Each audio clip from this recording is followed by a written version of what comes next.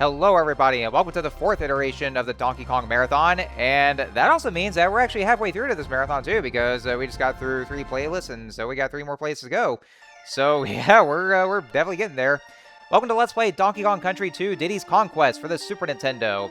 It is a sequel to the first Donkey Kong Country game, and so because of the success of the that first game, Rare wanted to go and make a sequel, and one that's very innovative, and you will definitely see. It actually goes to show how much more of an upgrade it is compared to the first game. And, you know, honestly, though, it actually goes to show that the even the Kremlings are back with a vengeance, because, like, you know, the title screen music actually is a little more sinister, I would say that much, though, because, well, they're just back for more. We're back for more, so we're ready to go into search of some treasure me hearties. And yes, I'm saying me hearties, though, because, well, hey, it's more of the pirate motif.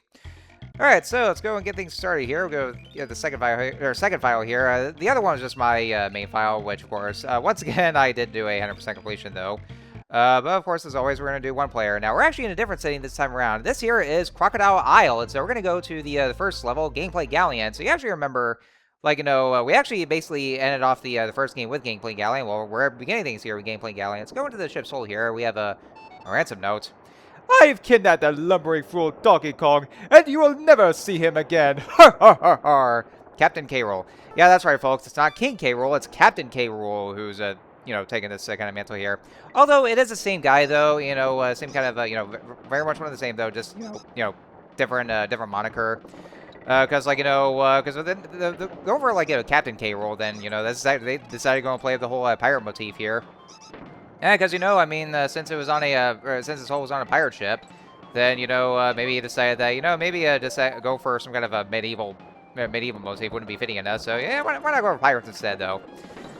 So, anyways, yeah, like I said, yeah, we're actually no longer on DK Island. Well, I actually did see DK Island in the background because we're just leaving from there. So, it's a nice little bookends over here, you know, just reach the end, and then we're going to the beginning, just like, almost like continuing where we were left off here. But now the setting is on Crocodile Isle, which is actually supposed to be the main setting or main stronghold for the Kremling crew. And so, so basically, you know, we got some new things going for here. Just starting with the whole pirate ship level right here. You know, like I said, Gangplank Galleon. And so, as you can see here, you probably might be wondering, wait, where's the? So, like, you know, well, before we already saw the plot here. For, you know, with Donkey Kong going missing. Yeah, that's basically what the plot is here, folks. Is that Donkey Kong has been kidnapped this time around. So, I guess, you know, maybe K. Rool actually learned his lesson about being beaten by a big gorilla, so he decided to just, you know, starting those defenses by actually kidnapping the big ape, too. So, now it's up to Diddy Kong, you know, originally playing the sidekick in the first game. Now he's actually taking the star of the show here. So, you know, he even has having his name in the title, so yeah, now he's the star of the show. But he has a new partner to go along with. The one behind him is, this is Dixie Kong. She is Diddy Kong's girlfriend, and so, so she'll basically be our new partner in crime here. So, to go over a bit on the gameplay mechanics here for this game here. So, basically, you know, it's very much mostly the same as in the first game, though. But there's also, like, some new tricks that we have here. So, Diddy Kong, you know, plays just like the same with the first one, where, you know, he does his cartwheels. Oh, yeah, look at his boombox right here. I love that. He just go Ross has his boombox, and then he just does his little rap right here. That's pretty cute. I love it. But yeah, Diddy still has his own kind of movesets for, oh, yeah, first I want to go and get this out of the way. So you saw here that there's the exclamation mark, like always, you know, where I got through all the bonus rooms. There's also the DK emblem that's right here. I'll talk more about it, though. But if you see those kind of symbols there, then that's how you go and play the game here. So anyway, so Diddy very much remains the same as he was in DKC1, where he still has his cartwheels and all that, and also being more agile, and, well, always being agile as well. So right now I'm actually, I actually switched over now playing as Dixie. So Dixie has her own kind of set of moves here. Is that, you know, for one thing, her hair or her ponytail is strong. Like, you know, she can actually pick things up with her ponytail and actually toss barrels, though. It's a bit more delayed compared to how Diddy picks up the barrels, but she really has a good throwing range. So she actually just throws an arch range. While Diddy actually picks up barrels more swiftly, but he actually goes for a straight shot. But Dixie has a much more of a better throwing range at this time around. Not only that, though, but the one move that I performed there was the helicopter spin. So if you press and hold the Y button, well, usually the Y button is actually for just, you know, actually just running and then picking up things. But whenever you jump, while you're playing as Dixie and press hold the Y button, Dixie will do the helicopter spin. And so that way she can actually be able to float in midair and then be able to go across some wide gaps to get to another platform. And so, and there's also some a couple new mechanics right here. So, one thing I will say though, and maybe a bit of a minor complaint though, but it'll just take some getting used to, is the muscle memory. So, unlike with the first game where you press the A button to switch characters, you actually have to press the select button to be able to switch characters. And so what the A button is used for is that the A button is actually used for the team attack. So what it is, if you press the A button, then one character or the other will go in. Well, one character will pick the other up, and you actually be able to throw the character. So you actually throw the character at some enemies, just to knock them out. You know, it's kind of goofy like that, honestly, though. So just being mean like that. You can also throw them upwards, though. But actually, same thing can be said for any objects like these cannonballs here. Well, that one cannonball picking up here. So if you press and hold up on the D-pad, and then you just let go of the the white button, then you may be able to throw objects upwards here. So that's pretty much all there is to say about the controls here for this game here. Now, to some more things to talk about for this game as well. So, yes, just like with the first game, in which I did a 101% completion of the of a DKC1 for the Let's Play. Yeah, like always, I'm going to be doing a completion run. So therefore, yes, I'm going to be doing a 102% completion. Yes, that's right, folks. It's called a 102% completion here. Wow, we're actually going hardcore here. And so to go and talk about the bonus rooms, basically the key to doing a 102% completion is going through all the bonus rooms. Well, basically, like, you know, they either come in like bonus rooms or bonus barrels that we just saw right here. So yeah, you go through those. And there's also these big DK emblems that we also see right here. So that'll actually just explain a sec here, but I want to first go over the bonus rooms. So the bonus rooms, they actually have more of a purpose this time around compared to the first game, where, you know, to actually count as you visiting the bonus room. Oh yeah, for this one here, you actually see Dixie just rocking out her guitar, and just like that here. It's just, you know, definitely one of those good guitarists right here. But anyway, oh, and yeah, I guess I have to remind myself because now we're going to the Monkey Museum. So Kaptain K is back. And he's, well, you know, the same as always. You know, he gives you advice, but he also lays down some insults on you as well, and also some more fourth wall breaks. But what he does this time around, though, is that, you know, well, he does the same thing where he does give you some hints. They're actually more selective, basically here. So this is actually where these coins are coming to play. See those coins that you see right here? Those are the banana coins, and they're basically the currency for this game. And so you basically have to use those a lot for some things. So some of the advice that Cranky will give you, for instance, some of them will be free, but there are some other ones where they will cost some banana coins. So you want to make sure to have enough, so that way they're going to be able to give you some more helpful hints. Because I guess you know, the ones that do cost banana coins will actually be more of some helpful hints. So you want to go ahead and just spend those and just want to see some better hints here. Also, I like all the whole background here. You see some Easter eggs and and everything here.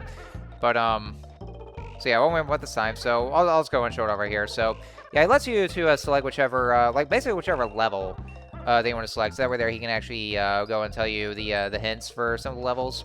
So yeah, first three of them are going to be free, but the other three are going to be like are going to cost some banana coins. So that's actually what it is here. So anyway, that's actually just what it is here. So yeah, we'll just leave the museum. But that's basically all there is to it with the whole gist of Cranky Kong here. Okay, so back to what I was saying about the bonus rooms. So yeah, the bonus rooms have more of a purpose, where they actually have some different variants of what it is here. It's either have you kill all the enemies or collect all the stars, so like more collectibles, or has you just find the token. In this case, the crime coin. So that's actually what this coin is here, is a crime coin. So basically, what the crime coins are, at the moment, they're not really doing anything at the moment, though. They're actually for some certain character that will be meaning later on, but we're gonna need to collect as many of those for a certain bonus that we want to get to. It's actually, you know, basically optional though, but we're gonna want to collect as all these crime coins. And the reason for that though is that we want to be able to get the best ending for what it is here. So make sure you collect if you want to get the best ending for this game, then you want to collect all the crime coins and then be able to access this one bonus area to get to those, and then that way there we can actually be able to get to the true final boss, or the bonus final boss. So that way there we can actually be able to see the best ending, because you know, because like there's a standard ending to this game, but there's also the best ending what it is here. And so that's actually one of the keys to doing a 102% completion for this here. So that's actually what the whole gist for this. Yeah, just like before, I will be, of course, going through all the bonus rooms, like either bonus rooms themselves or the bonus barrels, to actually, you know, as a key factor doing a 102% completion, because, you know, they're actually going a little more grandiose this time around when it comes to the completion bonuses. And then the next collectible I want to bring up is these. So there's a giant. Sorry, I'm slurring my words again. But I know I'm talking too fast. But I saw those giant DK emblems here. Oh yeah, these barrels here actually allow you to become temporarily invincible here, so you can actually just plow through these enemies here. But yeah, I saw those giant DK emblems. Those are called Diddy Kong's video game hero coins. But I just like to call them DK emblems because saying it the other way is definitely a mouthful. But yeah, that's what I just call them, is DK emblems. If we collect each, there's usually one in each of the levels. So if we collect them, then Cranky will actually show us this nice little bonus room. For well, I guess maybe it doesn't really mean much of anything though. I mean, I can't exactly remember though because I was never really able to collect all of them. But we're gonna make sure to collect each and every one of the emblems in each of the levels, so that way we're gonna actually see the whole bonus for what's gonna be here.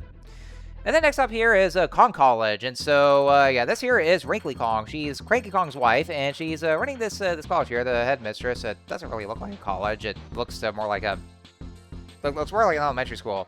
Also, the math problems on the chalkboard are extremely incorrect here. Let's see. 9 divided by 3 is 3. 8 times 1 is 8, and 4 plus 2 is 6. So yeah, those are all wrong. But anyway, so to talk about Kong College here, so what it is here is that, well, just like with the with Candy Save Point, you can actually save your game here. So this is actually the only place where you get to save your game. Now the first one's going to be free, but after you save your game for your first visit to the college, then it'll cost you 2 coins, which I guess isn't too bad though. I mean, I don't like the fact that that she actually charges us for saving the game though, but we get a lot of banana coins anyway, so that way there we can actually that way there we can actually just be able to save the game anytime. Not only that though, but she also teaches you some moves or abilities, or just gives you some good abilities for like either the characters or the animal buddies. So if you actually just select those, and they'll cost you some banana coins, but she'll actually teach you some good abilities and how to actually use them for either the Kongs or the animal buddies here. Speaking of the animal buddies, they also return in this game as well. So first up we have Rammy the Rhino, also returning from the first game, and then later on we're going to be meeting up with Ungar the Swordfish. And so they have actually got a nice little bonus here too. So well, in Ungar's case, he actually automatically just pokes the enemies with his sword nose. But as you can see here, for the way he's doing his spat stack here, the animal buddies are given a supercharge. So if you press and hold the A button, then they actually start to charge up. And then once you let go, then they'll actually just plow right through. So it's the same thing with Ramby, where he kind of charges himself up before he runs through. And then same thing with Ungar. And so with that, then that actually allows you to just break some certain things, and then and to actually have access to the bonus rooms. So that's how I did it with the first level here. It's going through the bonus rooms. And I think that's pretty much all I gotta say about with the animal buddies and all that here. So and yeah, there's also that one instance where in this case of the bonus room, then we basically have to go through a labyrinth. And so yeah, that's actually another one of those swimming levels. Oh yeah, and once again, if you get hit by an enemy, then while you're having the animal buddy, then they just escape. They kind of get scared shitless. We can just get them back on. So in a way, kind of very much like Yoshi in Super Mario World.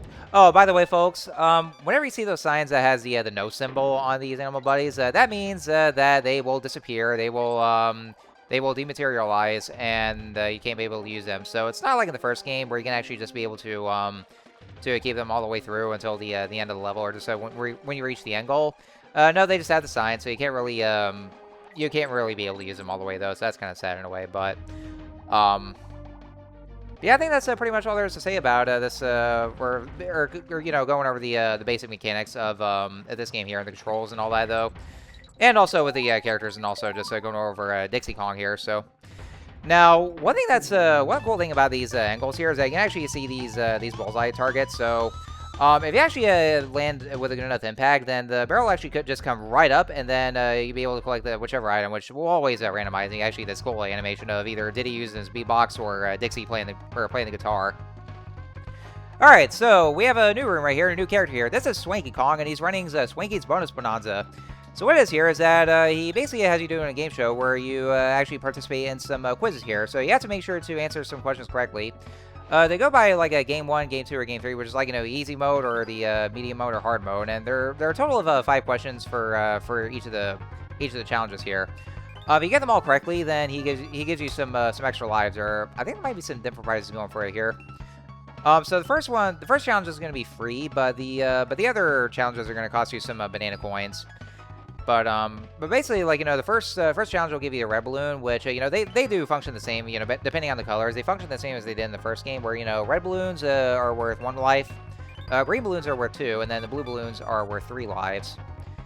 And so yeah, we got that one done here. So Chin challenge right here. This is actually the hardest one though, and so some of the questions he gives you, they're actually he's gonna ask you how many of the some of the objects that there could be though. So it's a little trickier because of it here. So you want to pay close attention to some of the rooms. Like for instance, there was that one instance where I kind of got stuck on this one question right here about the captain's cabin. Oh, actually, I guess I was wrong though. I think there's like 3 questions for each of them, not 5. I thought it was 5 to me though, but I was just kind of talking off while I was going over this here. But yeah, it's actually what the whole gist of it here for Swinky's game show here. So anyway, so oh yeah, and here's a new animal buddy. So we're actually introduced to a couple of new animal buddies that we see here. Actually, just a few more of them. This here is Rattly the Snake, and Rattly, well, not exactly the biggest fan of him though, but he's a little more better handled than Winky. So what Rattly entails is that he's able to just bounce very high. Well, fitting for he actually he has a spoiler right here. I mean, I know snakes aren't really supposed to jump though, but they're actually giving these coils that way they can actually be able to jump a little higher here. So you just press the jump button as soon as you land, then Rattly will be able to jump higher. But if you press on the A button, then Rattly will do his own kind of charge. He can be able to jump a lot higher than before. But when he actually moves horizontally, then it feels a little bit clunky at most though. But again, it's a little more better handled than compared to Winky the Frog. So. But yeah, considering that like for this first half of this whole mast area, because being on the pirate ship, then it's definitely best to actually just have Rattly with you. So anyways, yeah, just going to checkpoint barrel. Now there's also some new enemies to go over here. So yeah, the Kremlin crew is back though, but they're actually they're going for more of a pirate motif here. I don't think I'd be able to actually go over all of them though, because we actually skipped out a lot of those because I was already going over the basic game mechanics here. But with some of them, like for instance, I do want to bring up these macho Kremlings right here, which are supposed to be like this game's equivalent to the Crunchas. They're actually called Crunchas, and so if you jump on them, then they turn red and they get real pissed off at you. They'll come charging right at you, and they become more dangerous because of it here. But you can actually just be able to toss either like treasure chests or barrels at them to actually fully defeat them, or just have an animal buddy with you as well. But yeah, I guess in the case of these mass space kind of levels like this one right here, that's how we just see these see the bonus rooms being in the form of bonus barrels here. So. But yeah, that's just all there is to it here. So I guess that's pretty much all the basic game mechanics I would have to go over for this game here. So, like I've been saying here, DKC2 is very innovative here, and and I gotta say though, like this game, it's definitely considered to be probably the best out of the whole trilogy here, because it really does go to show how much of a fantastic job it is here. And honestly though, like Donkey Kong Country itself is very iconic for how legendary it is too. But this game actually really does go to show how with all these new mechanics and all the and how innovative it is too. And it's such an amazing game, and this is actually one I've been very much looking forward to. And it's a lot of fun here. And another thing about the bonus rooms too is that they're a lot more fun because in DKC1 I guess I was trying to finish what I was saying. It's actually just a matter of visiting the bonus rooms to actually count as you complete the level, but here in this game, you actually have to partake in those bonus rooms and be able to complete them, but they're actually a lot more fun that way, though, actually, because, since they have more purpose, so. Anyways, another returning mechanic, Funky's Flights 2, just like before, he actually gives you a ride to be able to backtrack to previous levels, only this time they actually cost you 2 banana coins, so they're no longer free. Huh. I guess the economy crashed here in DK Island.